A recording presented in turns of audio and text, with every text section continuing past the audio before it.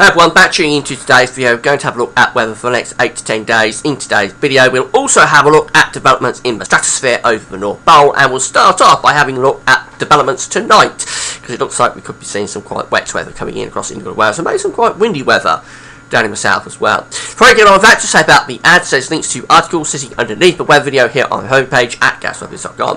If you have a browser widget and see if there's any articles that you're interested in, just click through. You have to go off and read those articles. Go Shop is open, so do your Christmas shopping at Amazon. Thanks so much for doing that. I've got a lot to get on with, so I'm whistling through all of those announcements today. So just starting off with developments tonight, it looks like we could be bringing in some quite wet weather across England and Wales tonight. These blue colours here from Weather Online. This is Euro 4 model from Weather Online. It's a high resolution model from the UK Met Office. These blue colours are indicating wet weather coming in across Ireland, England and Wales, and some of that rain could be quite heavy at midnight tonight. As we go through to 6 o'clock in the morning, we find plenty of rain down in the south, and also tightly packed ice bars indicating some strong winds blowing through the channel. Now these winds could bring perhaps gale force winds through the channel. Bit of a nightmare pinning down exactly where these winds are going, because exact track of this low pressure system is going to determine where the worst winds are. Generally it looks like being northern France it gets the biggest battering, but these strong winds could come onto the south coast and affect more southern counties actually if this low pressure just a little bit further north. It is going to be generally quite a windy night across all parts of the country tonight, but it's the far south I think that gets the worst bit, with gusts possibly up to 50 or 60 miles an hour through the channel and along the south coast. Notice also some snow there being indicated by those pink colours across the northern parts of England, so that looks quite substantial over the top of the Pennines. So if you're travelling about early tomorrow morning over Trans-Pennine routes, do be aware there could be some quite heavy snow around there. And there could be flakes of snow coming down to lower levels on the back edge of this rain, even down in the south through the course of tomorrow morning. It won't amount to anything, but it'll be perhaps notable. There's a few flakes of sleet or snow, splotches of snow really, in the flow. Now as we move through to midday tomorrow, that rain is clearing away to the east. Winds are going into the north then, and bringing snow showers in towards Scotland, and wintry showers around these western coasts. We could bring a little band of wintry showers down across the northern parts of England as well. But generally things will be drying out through the course of tomorrow. That will lead us into a very cold night tomorrow night with a widespread frost. Saturday will be a cold and fine day with quite a lot of sunshine, but then we start to find cloud and rain returning with milder temperatures as we go through into sunny. And that's probably the trend into next week, with temperatures turning a little bit milder. Here's the central England temperature from Hadley for December.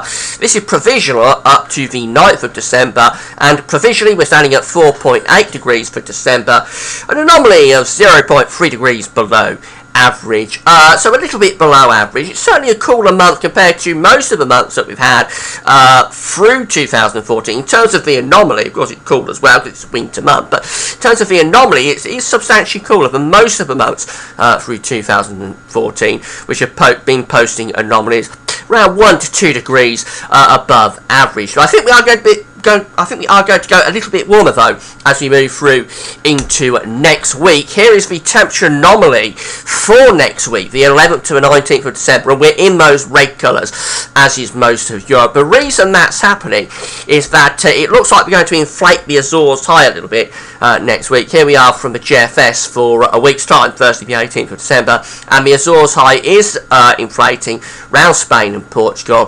That starts to drag up warmer air out of the tropical part of the Atlantic. So it's still the same basic setup that we have through December, really. Low pressure to the north, high pressure down to the southwest. But because the Azores high is a little bit stronger, a little bit bigger, we begin to pull up those warmer temperatures out of the tropical part of the Atlantic, and we bring big warmer sectors through. There will be cold sectors coming through as well, lowering the temperatures at times, but overall it looks like we're going to be bringing up somewhat warmer weather as we go through into next week. Here's the day 10 chart, setting 21st of December, and the low pressure to the northwest of Scotland bring down those northwest winds. So actually we're going into a cold sector then on day 10, but the Azores high is still down there to the southwest, threatening the next push of warmer air. There's no real northern blocking here to indicate significantly colder conditions setting in. As we go through to the ECMWF, and my pages are taking quite a long time to click over today, so I hope you'll bear with me on this. As we go through to the ECMWF, again the high pressure's down to the southwest of the country, but low pressure is up to the north on day 8. As we move through into day 10, it's the same general scenario with the high pressure down to the south, but low pressure up to the north. So it's most unsettling in the northwest, it's driest down in the south, southeast. But because this high is inflated a little bit around Portugal, we are bringing up warmer sectors at times into the south. So overall, yes, I think we're going to be seeing temperatures lifting up a little bit through the course of next week. It could be, we could have as overall a warmer than average week through the course of next week. There's no real sign of northern blocking, and to get that, we really need to see some cold, the cold air over the stratosphere over the North Pole being replaced by something warmer. Let's have a look at the current stratosphere over the North Pole with the JMA, the Japanese model. If the page clicks over, I say my computer's running very, very slow today, but there we go, at 30 HPA, we are a little bit colder than average over the top of the North Pole in the stratosphere at the moment. The black line here is telling us that the temperatures have dipped down. The grey line is the 30-year temperature average, which is a little bit above average as we started the month, but definitely there's been a drop in the temperature in the stratosphere over the North Pole recently. We're a little bit below average. We are not anywhere near as cold as we was this time last year when we've got record-breaking cold over the stratosphere at the top of the North Pole. And that was one of the things that helped drive that very extreme weather pattern that we had last winter with all of that mild and stormy weather. Now, to get some blocking going over the pole, we want to see a sudden stratospheric warming, which would take this black line from there up to about there somewhere, where I'm indicating with the cursor. So we want to get a sudden stratospheric warming. Let's see if there's any sign of a sudden stratospheric warming by having a look at the charts at Meteosil. This is from the GFS model. Great charts, these. Do check these out at meteosil.fr. Find a link to that on my links page. This is the forecast for the stratospheric temperature from the GFS model. This is for the 19th of December, where we're starting here. The blue curves are indicating those cold temperatures that we were just looking at that we've currently got over the North Pole in terms of the stratospheric temperature. Notice on the 19th there's a little bit of warming around the edge of the pole there, across parts of Russia and Siberia. Remember, these are stratospheric temperatures at the very top of the atmosphere, and the idea with this is that when you get a big warming in the stratosphere, later on it propagates down, lower down, lower down, lower down, till it gets to the troposphere, and once it gets to the troposphere, that warmth starts to generate high pressure, and the high pressure is what we're looking for over the pole to generate blocking. And once you've got blocking over the pole, you start to push the cold air out of the pole into the mid-latitude. So that's essentially what we're doing with this. We want to warm up the stratosphere, take that warmth down to the troposphere, and generate blocking.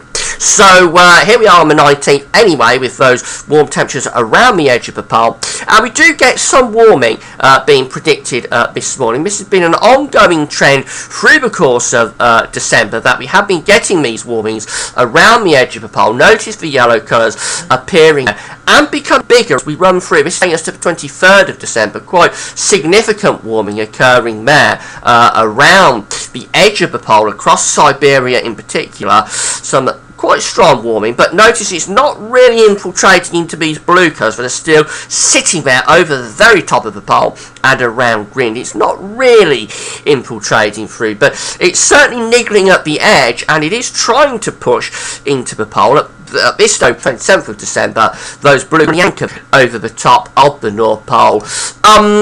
But it is a significant warming. It's a fairly significant warming.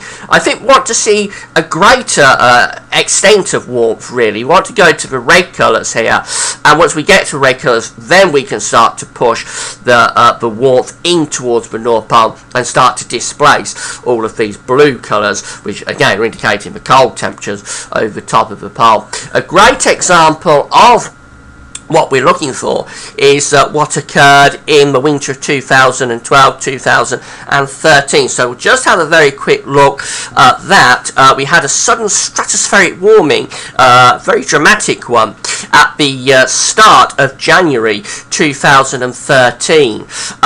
And this is where we begin on the 2nd of January. Again, notice we've got all those blue colours over the top of the pole and around Greenland, so very similar to the situation now. But the difference is the warmth around the edge. Look how warm it is across Siberia with those red colours. Remember, on the latest forecast for the stratospheric temperature, we only go to yellows, but we've got red colours there across Siberia on the 2nd of January 2013. And I'll just show you how that developed as we went through the start of January 2013. Those red colours became more and more intense. They pushed further in towards the pole. There we are on the 5th with a dramatic sudden stratospheric warming developing. The blue colours, the cold temperatures are being displaced now, being pushed out of the way by the warmth, moving into the pole, and it just continues as we go through into the 6th of January, on in towards the 7th of January 2013.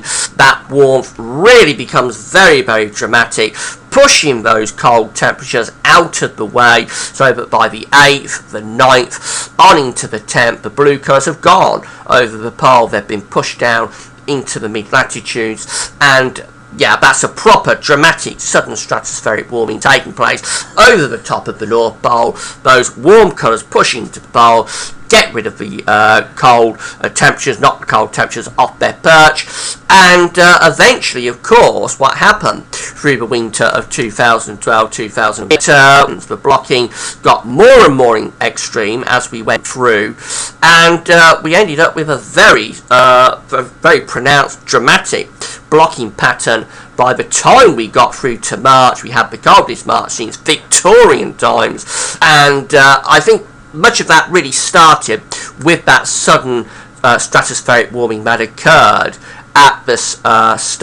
the beginning of January 2013 last year, because we're an ECQ year, so we've got a better chance, but whether it actually comes off, and to that extent, let's wait and see. That's it for now. I'm not sure how the video is recorded because the charts have been running horrendously slow, but I hope you're stuck with it. That's all for now, and thanks for watching.